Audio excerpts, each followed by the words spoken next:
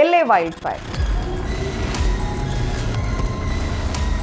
ഇപ്പം നമ്മൾ social media എടുത്ത് നോക്കിയാലും അല്ലെങ്കിൽ ന്യൂസ് ചാനൽസ് എടുത്ത് നോക്കിയാലും ഇതുമായി ബന്ധപ്പെട്ടുള്ള എന്തെങ്കിലും ഒരു വാർത്ത നമ്മുടെ കണ്ണിൽ പെടാണ്ടിരിക്കില്ല.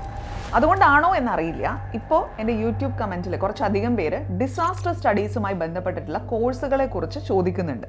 ഞാൻ നോക്കിയപ്പോൾ ഇപ്പോൾ ഈ CUET PG അനൗൺസ്മെൻറ്റും വന്നിട്ടുണ്ട്. അതിൽ നമുക്ക് ഡിസാസ്റ്റർ സ്റ്റഡീസുമായി ബന്ധപ്പെട്ടിട്ടുള്ള കോഴ്സുകൾ അതിലും കാണുന്നുണ്ട്. അപ്പോൾ ഇതെല്ലാം കൂടി കണക്ട് ചെയ്തിട്ടായിരിക്കാം ഒരു പക്ഷേ ഈ സമയത്ത് ഇത്രയും അധികം അതുമായി ബന്ധപ്പെട്ടുള്ള ചോദ്യങ്ങൾ വന്നിട്ടുള്ളത്.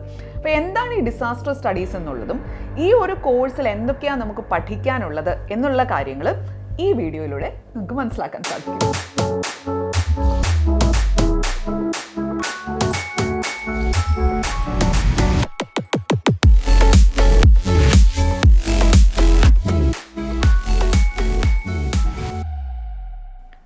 വൈൽഡ് ഫയറിലേക്ക് പോവാം. ഈ വൈൽഡ് ഫയറിൻ്റെ വാർത്തകൾ നമ്മൾ കാണുന്ന സമയത്ത് നമ്മൾ ശരിക്കും ഒരു മനുഷ്യൻ്റെ മനസാക്ഷി ഞെട്ടിപ്പോകുന്ന തരത്തിൽ പട്ടപ്പട്ടാന്നങ്ങ് അഗ്നിക്കിരയാകുക നമ്മൾ പറയില്ലേ, അമ്മാതിരിയാണ് സ്ഥലങ്ങൾ അങ്ങ് എടുത്തു പോയത്.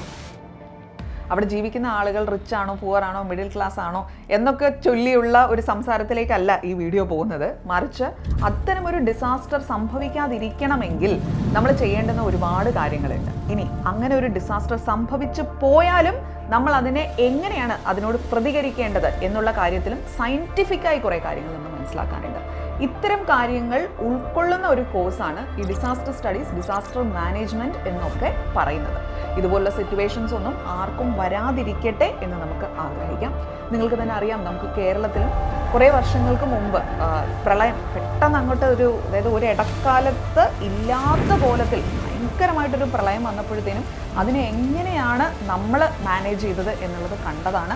നമ്മൾ ഈ ആളുകളെ എല്ലാം എങ്ങനെ അത്തരത്തിൽ വെള്ളത്തിൽ അകപ്പെട്ടു പോയ മനുഷ്യരെ രക്ഷിച്ചു എന്നുള്ളത് നമ്മൾ കണ്ടതാണ്. ഇവരൊക്കെ രക്ഷിക്കണമെങ്കിൽ ആ രക്ഷിക്കുന്ന ആളുകളുണ്ടല്ലോ, അവർ കുറേ കാര്യങ്ങൾ സയൻറ്റിഫിക്കായിട്ട് പഠിച്ചിരിക്കേണ്ട. അതിനെക്കുറിച്ച് നിങ്ങൾ എപ്പോഴെങ്കിലും ചിന്തിച്ചിട്ടുണ്ടോ? ആ ചിന്തയാണ് നമ്മൾ ഈ ഡിസാസ്റ്റർ സ്റ്റഡീസ് അല്ലെങ്കിൽ ഡിസാസ്റ്റർ മാനേജ്മെൻറ്റ് എന്ന കാര്യത്തെക്കുറിച്ച് ചിന്തിക്കാനിരിക്കേണ്ടത്. ഇനി LA വൈൽഡ് ഫയറുമായിട്ട് ബന്ധപ്പെട്ട് പറയുമ്പോൾ അതിനകത്ത് ഫയർ ഫൈറ്റേഴ്സ് വളരെ ക്രൂഷ്യലായിട്ടുള്ളൊരു റോള് പ്ലേ ചെയ്യുന്നുണ്ട്.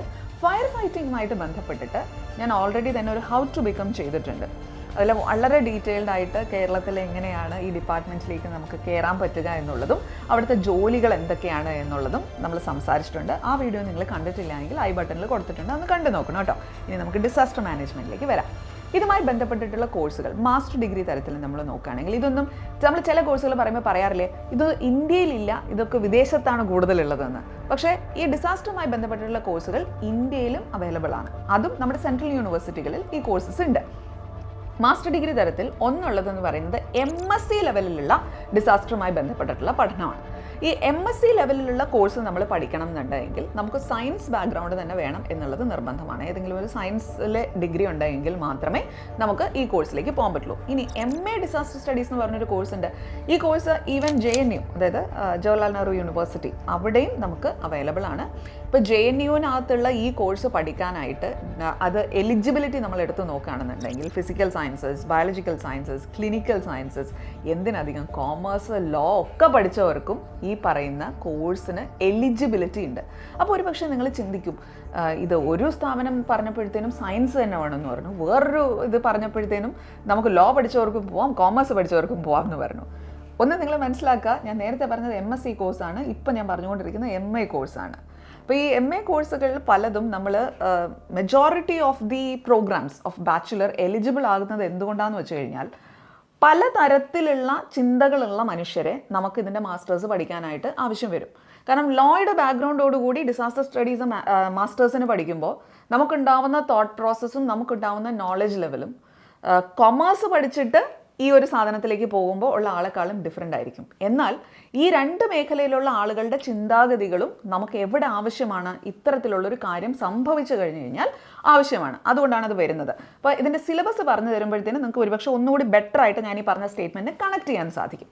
പിന്നെ വേറെ ഉള്ളത് MSc geography and disaster management എന്നൊക്കെ പറഞ്ഞിട്ടുള്ള കോഴ്സുകളുണ്ട്. അപ്പോൾ അതിൽ ജിയോഗ്രഫിയും കൂടി വരുന്നത് കൊണ്ട് അത്തരത്തിലുള്ള കോഴ്സുകൾക്ക് പലപ്പോഴും ബാച്ചിലർ ഡിഗ്രിയിൽ ജിയോഗ്രഫി പഠിച്ചവർക്കാണ് അഡ്മിഷൻ കൊടുക്കാറുള്ളത്. അപ്പോൾ ഇങ്ങനെയൊക്കെയുള്ള കോഴ്സസ് ഉണ്ട്. പിന്നെ PG ലെവൽ ഡിപ്ലോമകളും അവൈലബിൾ ആണ്. ഇത് കോഴ്സ് ലിസ്റ്റ്. ഇനി നമുക്ക് ഇതിൻ്റെ സിലബസിലേക്ക് വരാം. അവിടെയാണ് നിങ്ങൾ കാര്യമായിട്ട് ഇതിൻ്റെ കാര്യങ്ങൾ മനസ്സിലാക്കേണ്ടത്.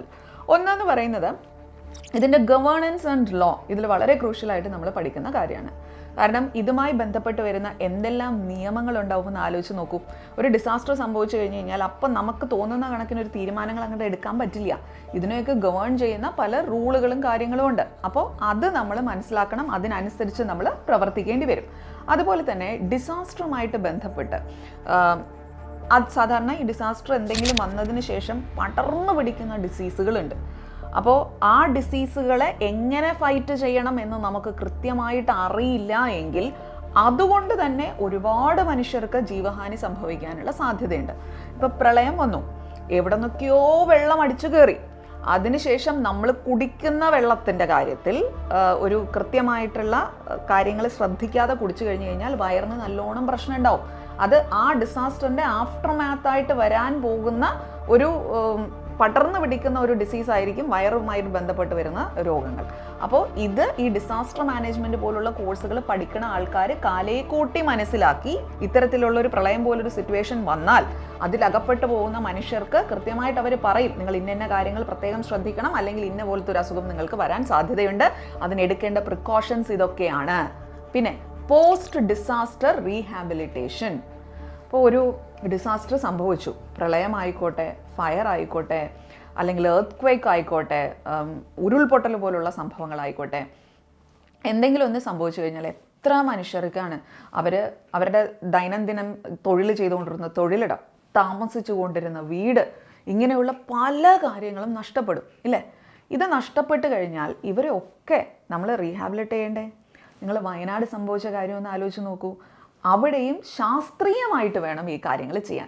ഇതിനൊക്കെ ഞാൻ ഈ ശാസ്ത്രീയം, പഠനം എന്ന് പറയുന്ന വാക്കുകൾ ഉപയോഗിക്കുന്നത് എന്തുകൊണ്ടാണെന്ന് വെച്ച് കഴിഞ്ഞാൽ നമുക്ക് പൊതുവിലൊരു സ്വഭാവമുണ്ട്, എന്തെങ്കിലും ഒരു ഡിസാസ്റ്റർ ഉണ്ടായി കഴിഞ്ഞ് കഴിഞ്ഞാൽ കൂട്ടത്തോടെ ചിലപ്പോൾ നമ്മൾ ഇറങ്ങും. കൂട്ടത്തോടെ ഇറങ്ങണം. ആ ഒരുമ കൊണ്ടാണ് പലപ്പോഴും നമുക്ക് പല പ്രശ്നങ്ങളിൽ നിന്നും പ്രത്യേകിച്ച് നമ്മൾ മലയാളികൾ രക്ഷപ്പെട്ടിട്ടുള്ളത്. പക്ഷേ ആ കൂട്ടത്തോടെ ഇറങ്ങുമ്പോൾ ഇത് സയൻറ്റിഫിക്കായി പഠിച്ച ആളുകൾ പറയുന്നത് ശ്രദ്ധിക്കാതെ ഞാനതാ അവർക്ക് വേണ്ടിയിട്ട് ജനങ്ങളെ രക്ഷിക്കാൻ വേണ്ടി അങ്ങ് പോവുകയാണ് എന്നും പറഞ്ഞങ്ങ് പോയി നമ്മൾ ചിലപ്പോൾ ഒന്ന് കുളവാക്കി കളയും.